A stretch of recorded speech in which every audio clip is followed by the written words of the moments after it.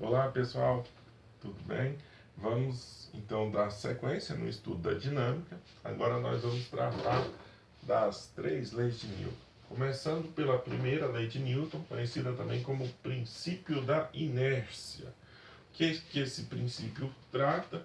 Fala o seguinte: que todo corpo ele tende a permanecer no seu estado de repouso, ou seja, parado, ou movendo-se em linha reta com velocidade constante, se nenhuma força externa atuar sobre ele, o obrigando a sair desse estado.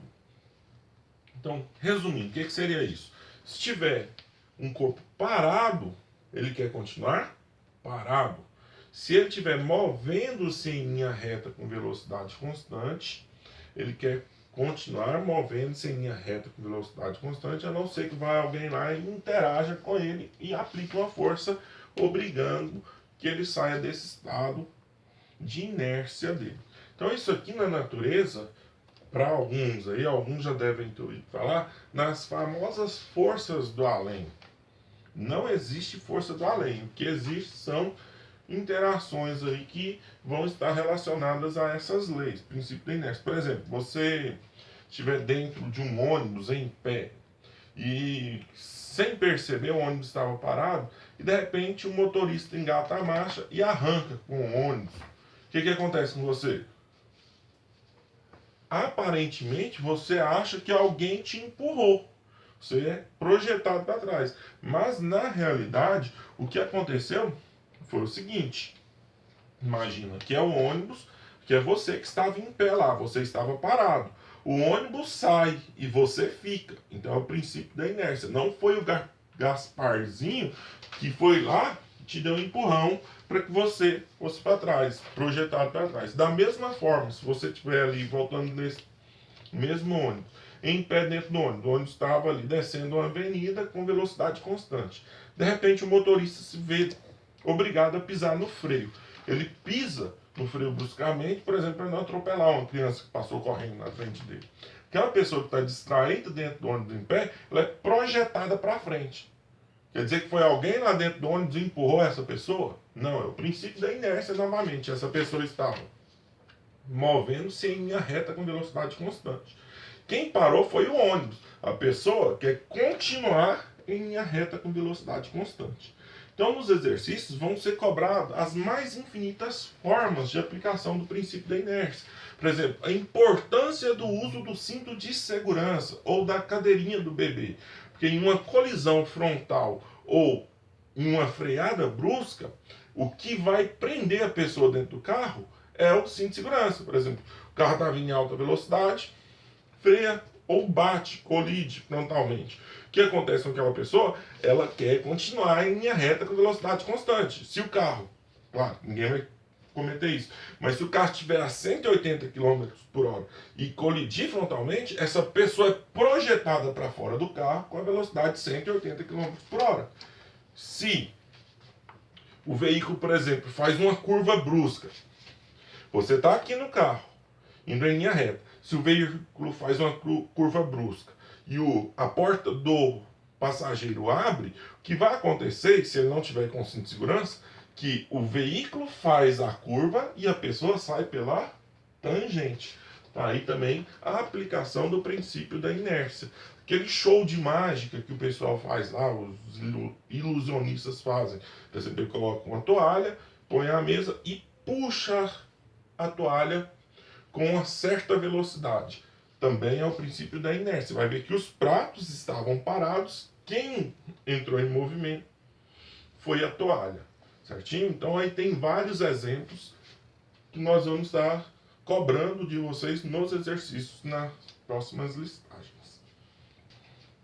Dando sequência, nós vamos falar agora sobre a segunda lei de Newton, ou conhecido também como sendo o princípio fundamental da dinâmica. Essa segunda lei nada mais é que uma expressão numérica que nós vamos trabalhar dentro de todo o estudo aí da dinâmica, a interação dos corpos,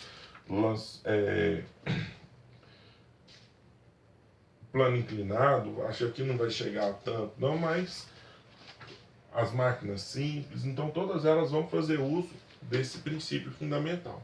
O que ele fala? Que a força resultante que atua sobre um corpo é igual ao produto da massa desse corpo pela aceleração adquirida por ele. Então, observe que eu falei em força resultante, por isso que teve a aula anterior para ensinar como que nós vamos proceder para calcular essa força resultante, porque nesse corpo pode ter um conjunto de forças, mas o que vai estar mencionado aqui é a resultante dessas forças, vai ser igual ao produto da massa pela aceleração adquirida pelo corpo. Importante lembrar que a força resultante e a aceleração, elas sempre terão mesma direção e mesmo sentido. Então, se a força resultante estiver na horizontal e para a direita, a aceleração adquirida pelo corpo também vai estar na horizontal para a direita. Então, coloquei uma legenda aqui para facilitar. FR representa a força resultante sobre o corpo. A unidade padrão do SI é o Newton. O M representa a massa. A unidade padrão no SI, quilograma. E o A representa a aceleração. Vai ser em metros por segundo ao quadrado, conforme nós já vimos antes. Pessoal, só para antenar aqui um pouquinho com a segunda lei de Newton, vou fazer um exemplozinho aqui rapidinho. Na lista vai ter alguns outros lá para vocês. Fala assim, ó, determine a aceleração adquirida por um corpo de massa 3 kg quando submetido a uma força de 12 N. Então, o que ele está nos informando? A massa do corpo, que é representada pela letra M, vale 3 kg e submetida a uma força de 12 N. Como ele está informando que só tem essa força, então essa aí vai ser justamente a força resultante. Pediu para que nós determinemos a aceleração. Então é só aplicar na segunda lei de Newton. O que a segunda lei fala? Que a força resultante igual a massa vezes a aceleração do corpo. Ele deu a força resultante, que é 12, a massa, que é 3. Vamos calcular a aceleração. Então vai ficar 3 vezes A igual a 12. Se quiser trazer o sinal, né, fica menos 3 menos 12. Vai multiplicar por menos 1, vai ficar tudo positivo. Então a aceleração, 12 dividido por 3, ou aceleração igual a 4 metros por segundo ao quadrado. Tranquilo, tranquilo. Pessoal, na sequência, vamos falar da terceira lei de Newton, ou princípio da ação e reação. Que esse princípio fala que a toda ação corresponde a uma reação de mesma intensidade, mesma direção, em sentidos opostos. Por exemplo, então, o que seria a nossa ação? Por exemplo, a força que A exerce em B, se nós tivermos um corpo A e um corpo B. O que seria a reação? A força que B vai reagir sobre A. Vamos supor aqui que nós temos duas pessoas sobre patins, o A e o B. Vamos supor que o A resolve empurrar o B. Como os dois estão sobre patins, é para retirar o atrito. Não vai ter nenhuma força dissipativa aqui. O que vai acontecer com esses dois objetos? Quando o A empurra o B vem para trás, devido à força que o A atuou sobre ele. Se nós formos analisar o A também vai vir para trás. Porque, mesmo ele estando ali com os braços cruzados, quando ele recebe o empurrão, é como se ele empurrasse de volta, com a mesma força, mesma intensidade e em sentido oposto ao empurrão que ele levou. Por exemplo, se eu venho e dou um chute na parede, eu vou sentir dor no pé, porque a mesma força que eu aplicar sobre a parede devolve sobre o meu pé. Então, a ação eu imprimo sobre a parede, a reação, a parede imprime de volta sobre o meu pé. Ficou claro isso daí para vocês? Então, a toda ação corresponde uma reação de mesma intensidade, mesma direção em sentidos opostos. Observe que nessa situação, a ação ocorre em B, reação ocorre em A. Apesar delas terem valores numéricos com sinais contrários, elas não se anulam, porque ação e reação atuam em corpos separados. Se a ação e reação estiver no mesmo corpo, aí um aniquila o efeito da outra. Por exemplo, alguém já tentou se levantar puxando pelo próprio cabelo? Pegar aqui, se levantar? Você dá conta de fazer isso? Por que você não consegue fazer isso? Quando você puxa seu corpo, tem uma força para cima, que é da sua mão sobre o seu corpo. E a reação é para baixo, com a mesma intensidade. Então, uma força anula o efeito da outra e você não vai conseguir promover uma variação no estado de movimento daquele corpo.